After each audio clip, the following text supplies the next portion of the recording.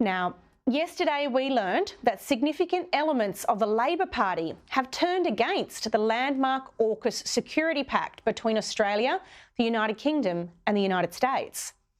On the weekend, the Australian Manufacturing Workers Union condemned the government's embrace of AUKUS on multiple fronts in a motion to the Victorian Labor Party conference.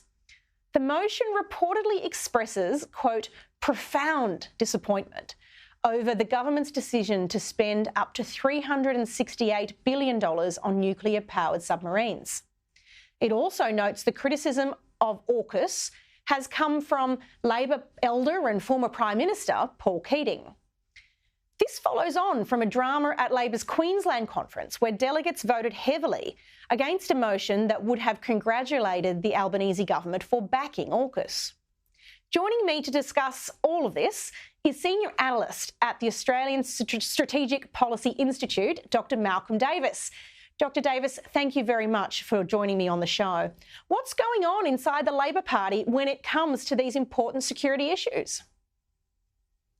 Look, I think the opposition that is emerging within the backbenches and in the caucuses of various different state branches of the Labor Party is incredibly misguided.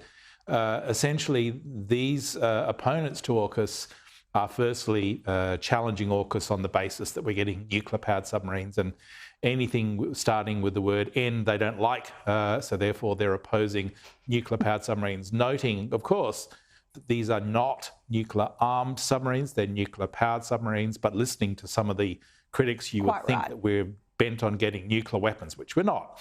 The second point that I would make is that a lot of these critics are motivated purely by anti-Americanism and purely by a desire to rupture and end the critical relationship, the strategic alliance between the United States and Australia that has been in existence really since 1942 and is so essential to our security in a much more contested security outlook where you see states such as China really emerging as a challenge, as a direct threat to Australia. They want to end that critical relationship. They want to essentially abandon the US alliance, and maybe some of them want to turn to China. I don't know, but certainly they do want to end the US relationship.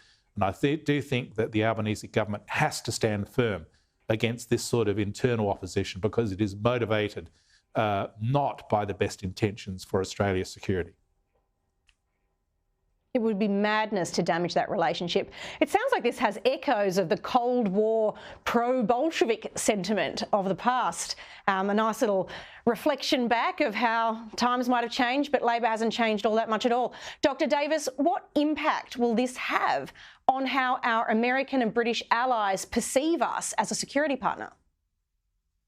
Look, I think so long as the Albanese government stands firm and the decision-making on key foreign and defence policy issues remain in the hands of Prime Minister Albanese, Defence Minister Richard Marles and Foreign Minister Penny Wong, the ship should stay on course.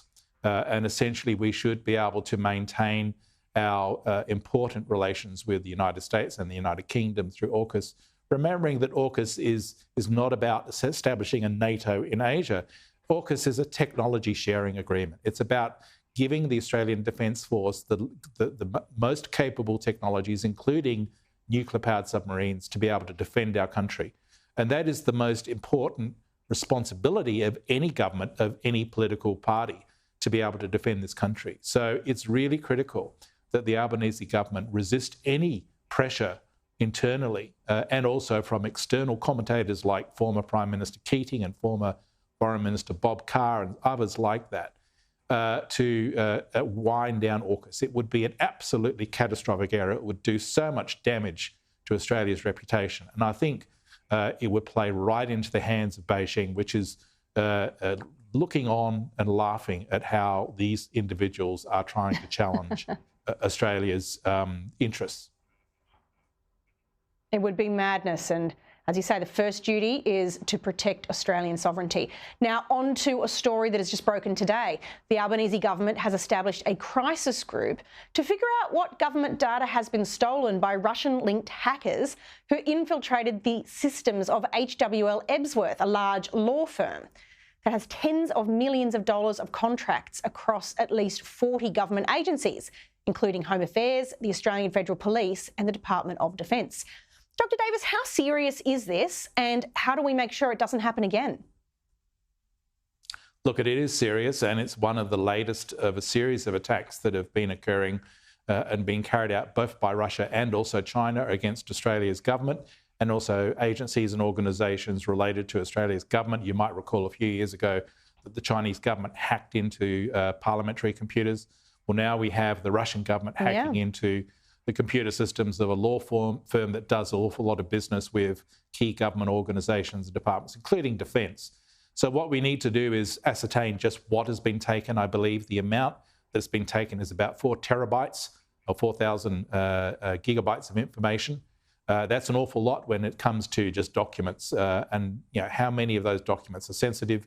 There wouldn't be classified information in those documents, but certainly sensitive documents, commercially sensitive documents that could then be used by the Russians on the dark web, for example, to gain advantage in defence and national security terms, but also to sell to other interested parties. So I do think that the government needs to move very quickly to identify the potential risk, but also close down any vulnerabilities that may exist in our computer systems or the computer systems of companies, including legal organisations.